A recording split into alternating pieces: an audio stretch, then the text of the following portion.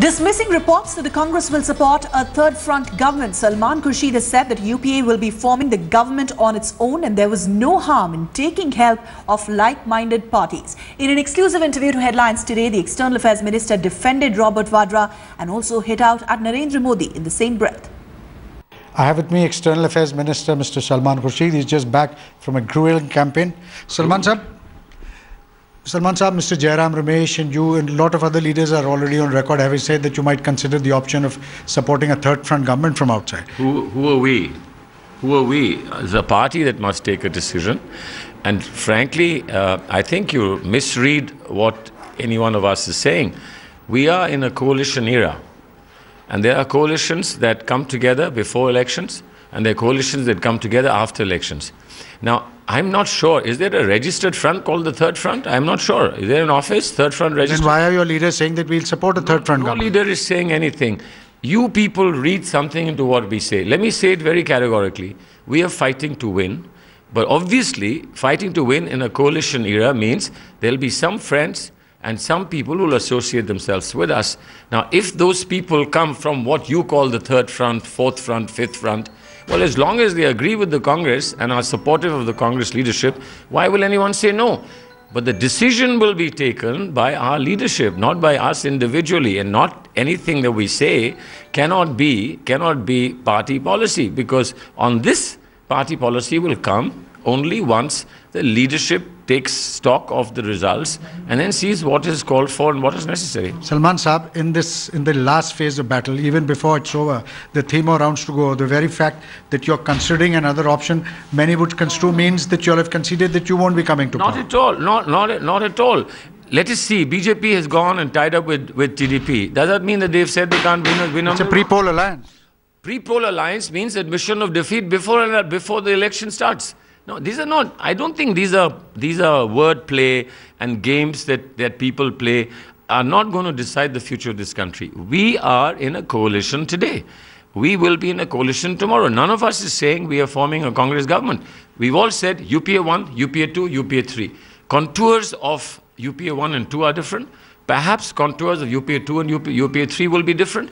But we will lead from the front. We are fighting to lead from the front. Right now, the only thing you're leading from the front is you name calling.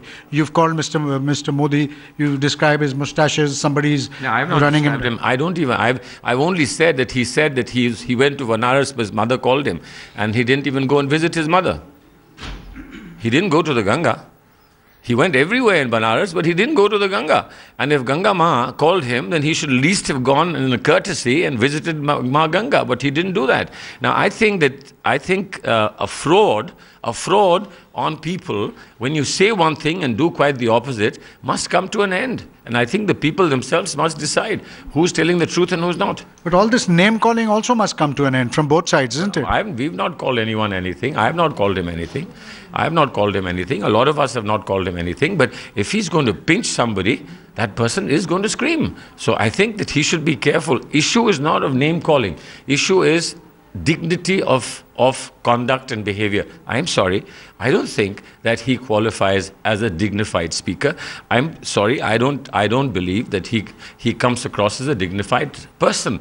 I think that he should know what the difference is between fighting a Pradhan's election and an assembly election and aiming for the highest office in the country. You know what the BJP is saying? They're saying just because they've started talking of corruption of certain family members of your leadership, that's why the Congress has gone berserk and it's launched an all-out attack. Well, and why were they saving this for the end? The best pieces they were saving for the end. What was happening in all these years? Why didn't they use it? We have personal things to say about BJP leaders as well, but we don't say them. We don't say them because there is... You know, the question that they are raising is, what is wrong if we raise corruption-related issues, whether they pertain to leaders or their relatives? No, you can raise issues about anything and anybody, but please first answer this question: what is privacy? What is the entitlement and the right of individuals? Is every politician's relative today to negate their existence? Is my son not to become a lawyer because I have been law minister? My son is not to become a lawyer. And every case that my son gets... So is it your case that there is no wrongdoing on the part of Mr. Vadra? No, I don't think Mr. Vadra needs to be defended. Mr. Vadra is an honest, middle class, upper middle class person who has explored possibilities of what opportunities offered in a group. No favors were done. Is that what you're saying? Why should I say there were favors done when no favors were done? I'm talking to you. Am I doing you a favor? Am I doing you a favor because I know Javed Ansari? Am I doing you a favor? I could go and speak to another channel. Land use was changed. Land use is changed all the time.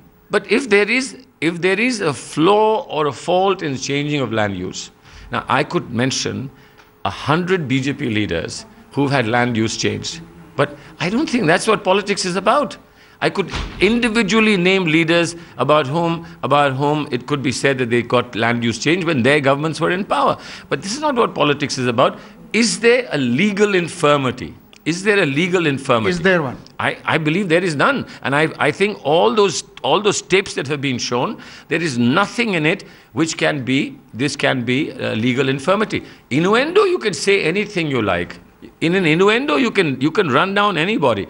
But I am saying categorically, why is this happening? Is this happening because they're scared their political platform is weak?